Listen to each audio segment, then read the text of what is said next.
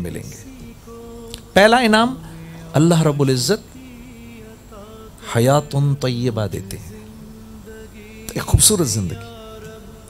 وہ کیا زندگی ہوتی ہے کہ جس زندگی میں رزق بہت آسانی سے ملتا ہے، کوشش ہی نہیں کرنی پڑتی، پالنے والا خوش ہو کے پالتا ہے، مشقت کے بغیر پالتا ہے، تھوڑا پورا پڑ جاتا ہے، ایک لمبی عمر دیتے ہیں اللہ، بیماری سے پاک عمر دیتے ہیں، حیات طیبہ، پہلا انعام ملتا ہے۔ دوسرا انعام کیا ملتا ہے؟ اللہ زمین اور آسمان کی برکات کو کھول دیں گے آپ پر، زمین اور آسمان کی برکات کھول دیں گے۔ ایسے ہی سمجھانے کو، یہ جو چھوٹی سی چینک نہیں ہوتی جس میں ہم چائے پیتے ہیں، ہرے رنگ کی چینک، اس میں کتنی کو چائے ہوگی؟ 3-4 کپ، 3-4 کپ ویسے نہیں ہوگی، چلو لگا لیتے ہیں۔ ایک اللہ والے کے ساتھ بیٹھے ہوئے تھے، پہلے 7-8 لوگ آئے، اسی چینک میں سے انہوں نے ان 7-8 کو چائے ڈال کی دی۔ دیکھ رہے ہیں ہم اپنی آنکھوں سے، اب شرم بھی آ رہی ہے، یا اللہ ان کی تو چائے جلدی ختم ہو جائے گی، ہاں، اور جانتے بھی ہیں کہ یہ تو پیسے بھی نہیں لیتے کسی سے، ہاں، یہ تو ہدیہ تک قبول نہیں کرتے کسی سے۔ انہوں نے 7-8 کو پلائی، پھر اپنے کپ میں ڈالی، اس کو بھی پی۔ ان بزرگ کے پاس لوگ بیٹھے رہے، ان سے نصائح لیتے رہے، اس کے بعد اٹھ کے چلے گئے۔ 7-8 پھر آ گئے، انہوں نے پھر کپ منگوائے، وہی چینک رکھی ہوئی ہے جس میں 2 سے 3 کپ ہوں گے، پھر ان 7-8 کو ڈالی، ان کو پلائی، اپنی بھی پی چکے تھے، پھر اپنے لیے ڈالی، پھر پی، پھر وہ ان کے پاس سے اٹھ کے چلے گئے، پھر 7-8 اور آ گئے۔ یہ 3 کا چکر تو خود ہم نے دیکھا، 24-25 لوگوں کو چائے پلائی، ایسی چینک تو دنیا میں نہیں بنی ہوگی، ہاں۔ اب یہ باتیں جو اس لائن کا آدمی ہے اس کو سمجھ میں آئیں گی، ہاں، جو دین کو اپنی عقل سے سمجھنے کی کوشش کرے گا اس کو یہ باتیں سمجھ میں نہیں آئیں گی،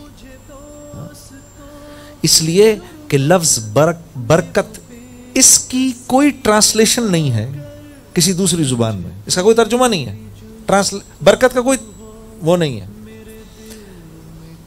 یہ من جانب اللہ ہے، اللہ خوش ہو کے اپنے نیک بندوں کو دیتے ہیں۔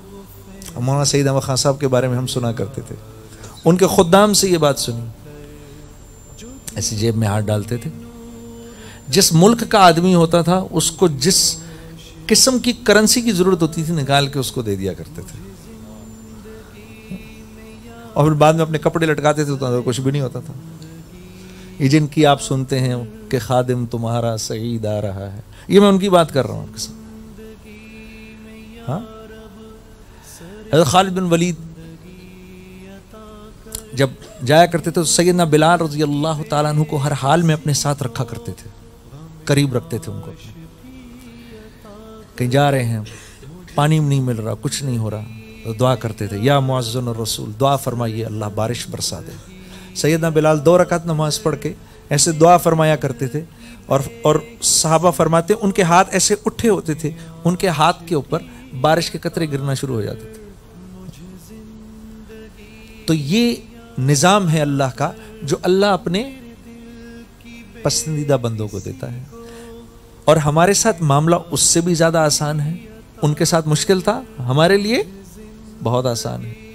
ہمارے لیے تو ہم 10 حصوں میں سے 1/10 بھی کر لیں وہی سب کچھ ملے گا جو ان کو ملا تھا، کہ اللہ کے نبی نے فرمایا اپنے صحابہ سے کہ میری امت پر ایک وقت آئے گا، ہاں، دین کے 10 درجے ہیں، آپ نے فرمایا دین کے 10 درجے، کم و بیش الفاظ ہے، دین کے 10 درجے ہیں، اے میرے صحابہ تم ایک بھی چھوڑو گے تو تمہاری پکڑ ہو جائے گی۔ میری امت پر ایک وقت آئے گا جب میری سنتوں پر چلنے سے زیادہ آسان ہوگا کہ ہاتھ میں دہکتے ہوئے انگاروں کو لے لیں، یہ زیادہ آسان ہوگا۔ اس وقت جو دین کے 1 درجے پر بھی چلے گا فلاح پا جائے گا، ہمارے لیے زیادہ آسانی ہے۔ تو دوسرا انعام کیا ملے گا؟ زمین اور آسمان کی اللہ برکات کو کھول دیں گے۔ تیسرا انعام کیا ملے گا؟ اللہ کی مخلوق تمہاری تابع ہو جائے گی، لوگ نہیں، میں جانوروں کی بات کر رہا ہوں، ہاں، میں ہواؤں کی بات کر رہا ہوں، میں آپ کے سامنے سمندروں کی اور دریاؤں کی بات کر رہا ہوں. آپ بھول گئے جب صحابہ جنگل میں پہنچے تو ایک صحابی نے ٹیلے پہ کھڑے ہو کے آواز لگائی، اے جنگل کے جانوروں اس جگہ کو خالی کرو. محمد مصطفیٰ کے صحابہ یہاں پر چھاونی بنانے لگے ہیں. تو صحابہ فرماتے ہیں ہمیں ساری رات جانوروں کے جنگل چھوڑنے کی آوازیں آتی رہی. یہ بات کون سمجھے گا؟ اس لائن کا آدمی سمجھے گا. وہ اور خوش ہوگا، اللہ اس کا ایمان اور مضبوط کر دے گا، اللہ اس کو اور ثابت قدم کر دے گا. ان تنصر اللہ ینصرکم ویثبت اقدامکم.